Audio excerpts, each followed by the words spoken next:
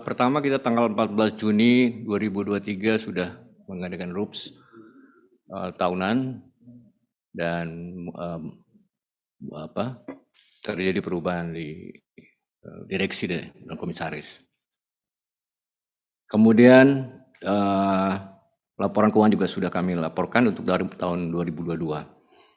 Kejadian berikutnya yang cukup penting bahwa perusahaan membuat 8 anak perusahaan baru, yaitu tanggal 28 Juli 2023, yaitu ada dia Trading Corp, ada dia Investindo, Kontrak Tama Batubara, Total Mineral, Rekayasa Services, dan DH Primo Brindo, di mana ini sedang dikaji bahwa DH akan melakukan transformasi dari holding company menjadi satu unit SBU.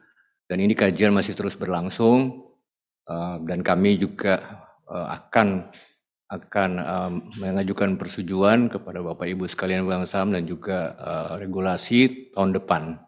Jadi ini kenapa kami alasan membuat ini bahwa selama ini DH itu di satu company semuanya.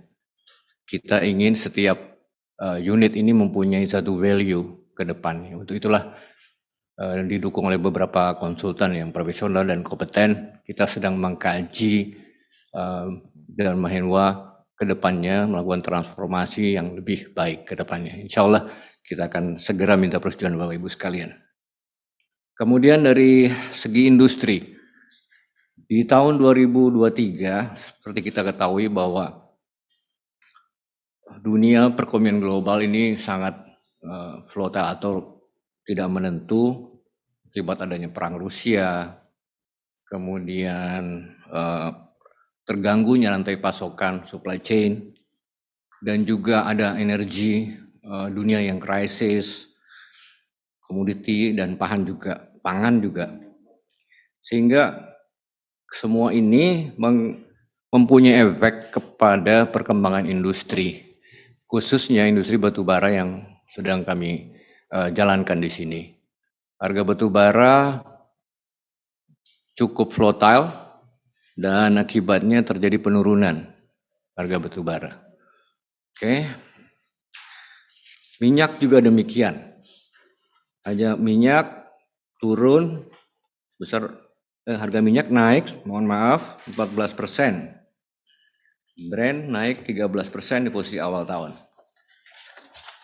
Kemudian juga permintaan dari China sebagai salah satu main off-taker di batubara turun akibat dari krisis itu. Sehingga juga terjadi penurunan harga mencapai $133 per ton pada akhir November 2023. Di mana waktu itu sebelumnya kurang lebih sekitar $400 per ton. Cukup signifikan penurunannya itu.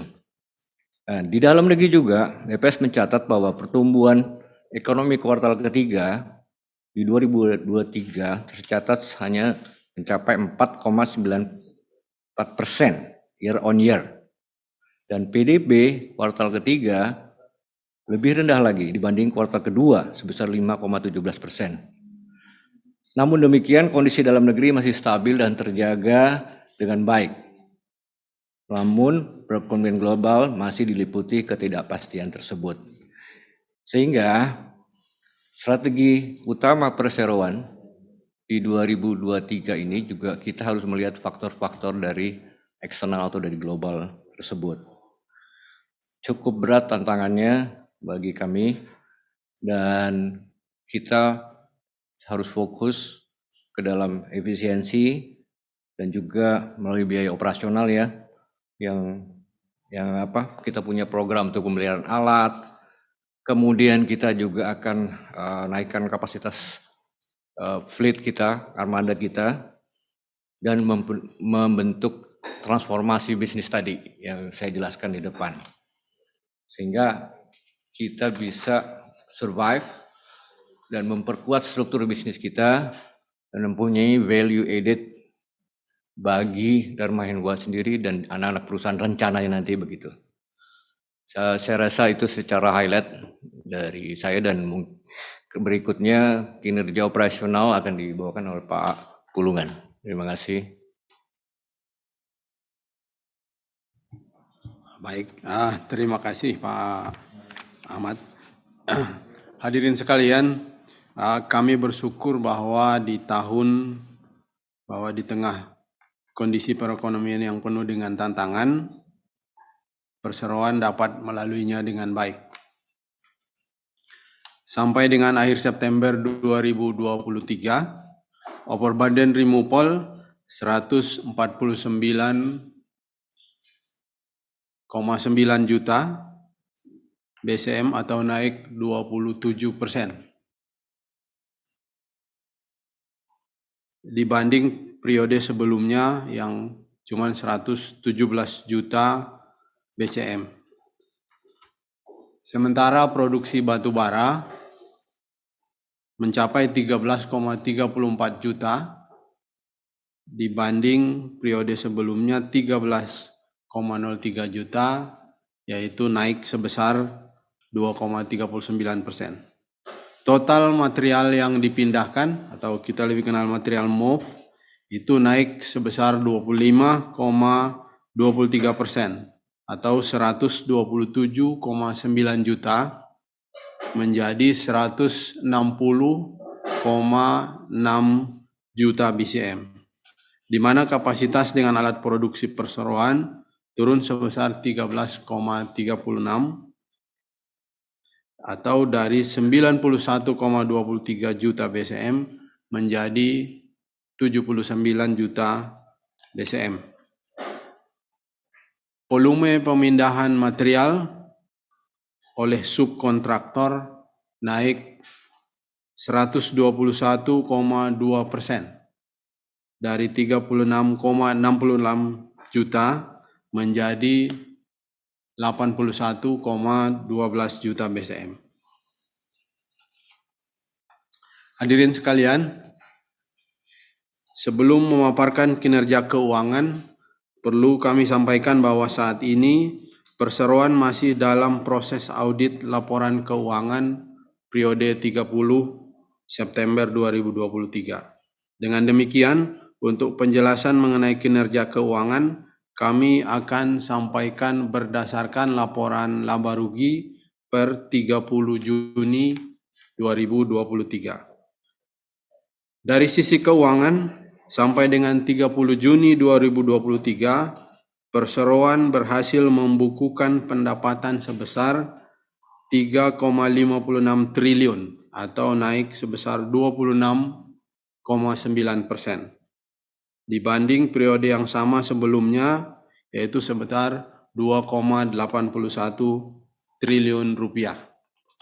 Kenaikan pendapatan seiring dengan meningkatnya pendapatan di site milik KPC, milik Arutmin Indonesia, dan juga di PT Cakrawala Langit Sejahtera.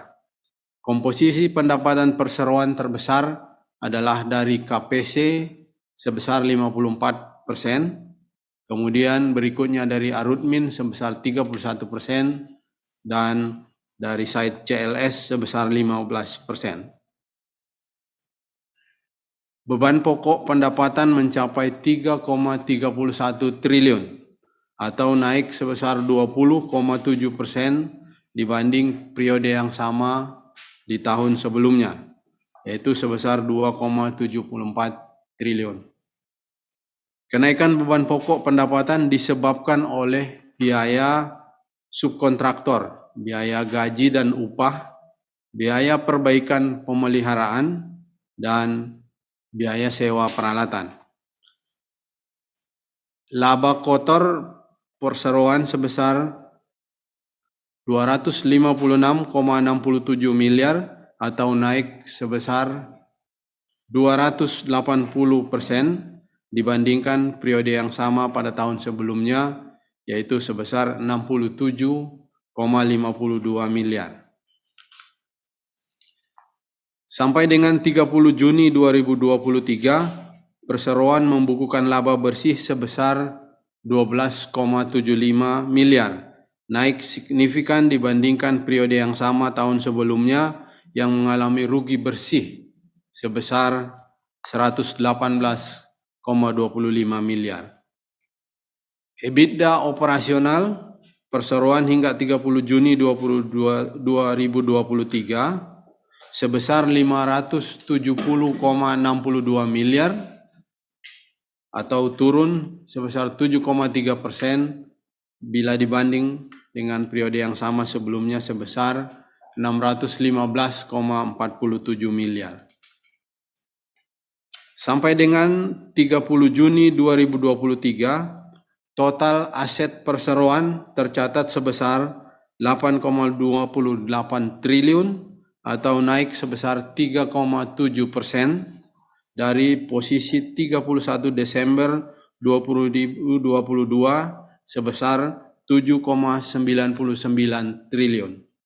Kenaikan aset disebabkan adanya kenaikan kas dan setara kas dan piutang usaha pihak yang berelasi. Total liabilitas pada tanggal 30 Juni 2023 sebesar 5,05 triliun atau naik sebesar 5,9% apabila dibanding dengan total liability pada tanggal 31 Desember 2022 sebesar 4,76 triliun. Ekuitas perseroan 30 Juni 2023 adalah sebesar 3,23 triliun atau naik sebesar 0,3% dibanding periode yang sama pada 31 Desember 2022 sebesar 3,22 triliun. Belanja modal perseroan 30 September 2022 tercatat sebesar 217,01 miliar atau turun sebesar 57,2% apabila dibandingkan dengan periode yang sama pada tahun sebelumnya sebesar 507,6 miliar. Sebagian besar belanja modal digunakan untuk pembelian peralatan baru, suku cadang, dan komponen untuk meningkatkan produksi perseroan. Hadirin sekalian, dalam paparan publik ini kami juga menyampaikan rasa syukur atas keberhasilan perseroan dalam mendapatkan beberapa sertifikasi dan penghargaan di tahun 2023 ini. Di antaranya penghargaan Pratama untuk proyek Kintab dari Kementerian Energi dan Sumber Daya Mineral untuk pengelolaan standarisasi dan usaha jasa pertambangan mineral dan batu bara kelompok badan usaha pemegang IUJP periode penilaian tahun 2022. Berikutnya penghargaan Pratama untuk proyek asam-asam dari Kementerian Energi dan Sumber Daya Mineral untuk pengelolaan standarisasi dan usaha jasa pertambangan dan mineral untuk kelompok badan usaha pemegang IUJP periode penilaian tahun 2022. Subbidang menggunakan truk dan subbidang pemindahan tanah dan batuan penutup. Kami juga berhasil mempertahankan sertifikasi sistem manajemen lingkungan ISO 14001 di 2015, ISO 45001 di 2018, dan sistem manajemen mutu ISO 9001 2015 yang diakreditasi oleh Sukovindo.